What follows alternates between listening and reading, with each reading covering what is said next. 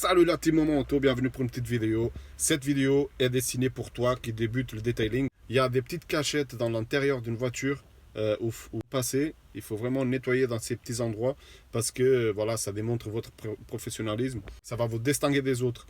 Parce que voilà, le proprio, des fois, il va regarder, une fois qu'il arrive chez lui, il va regarder, je vais voir s'il est passé là, là, là. Et voilà, ça vous permet de vous distinguer des autres, d'être différent. Parce que si vous faites pareil comme tout le monde, à bout d'un moment, ils vont choisir quelqu'un d'autre.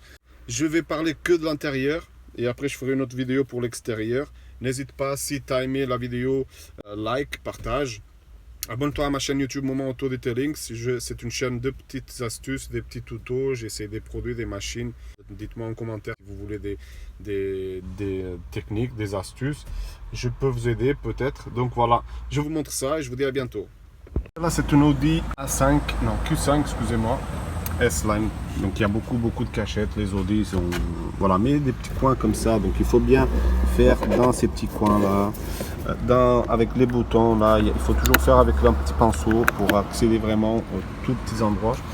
Là aussi, là c'est la porte. Hein. Dans les petites rayures, il faut bien le faire parce que voilà, c'est ça. On va pas juste passer un chiffon. Hein. Il faut vraiment aller au-delà du simple nettoyage.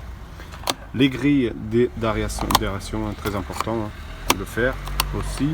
La petite cachette qu'il y a souvent sur les sièges. Là, il y a une petite cachette. Donc voilà, il faut vraiment essayer de faire cette partie-là. Aspirer, dépoussiérer. Bah, souvent, dans les Audi, il y a ça. Il ne faut pas oublier cette partie-là. Après, hop. Là, il faut toujours ne pas oublier ça, soulever et faire le petit coin là, petit endroit là. Là, souvent dans les sièges, là, dans les sièges, dans le guidon là, dans les petites fissures du guidon, dans les petites rayures comme ça aussi du guidon. L'emblème, hein, il ne faut pas l'oublier. Comme je vous disais aussi, moi, ce que je fais, c'est que j'enlève carrément les caoutchoucs hein, pour vraiment faire comme il faut. J'ai enlevé là aussi. Il faut bien faire aussi les petits trucs de ceinture. Quoi d'autre? Les petits joints. Tout ça. Ça là, les petits joints. Donc bien sûr, nettoyer et protéger les plastiques et les caoutchoucs parce que si on dégraisse, il faut bien protéger derrière avec un protecteur de plastique au caoutchouc pour protéger contre les rayons UV. Là c'est automatique, mais les glissières des sièges, vous avancez le siège et vous faites les glissières des sièges, hein, soit vous aspirez avec un petit pinceau, soit vous faites à la vapeur. Quoi d'autre? Là, souvent, les appuis-têtes ils sont baissés, comme celui-là par exemple. Si on le baisse, on ne voit pas. Mais voilà, on ne va pas que faire le superficiel. Donc, on soulève et on fait vraiment là en bas, sur cette partie-là. Pareil, hein, on nettoie et on protège. La petite grille qu'il y a ici, qu'on voit bien de l'extérieur, s'il est très poussiéreux, bah, ça fait pas pro. Donc à faire aussi. La petite cachette, l'appui de bras. Donc on appuie le petit truc là, les appuis boissons, il faut le faire. Donc c'est des petits trucs qui montrent que voilà, vous êtes pro et vous êtes soucieux du détail. Même là, hein, ça à l'intérieur c'est souvent plein de poussière. Donc faut le faire aussi. Là, les isofix, tout ça, on enlève le petit bouchon et on nettoie l'intérieur. Voilà. Là, on baisse le siège. Il y a des petits trucs là, donc soit on fait avec la soufflette, avec un pinceau pour enlever. Et là, si on avance le siège, il y a cette petite cachette là. Donc, essayez de ne pas oublier ces parties là.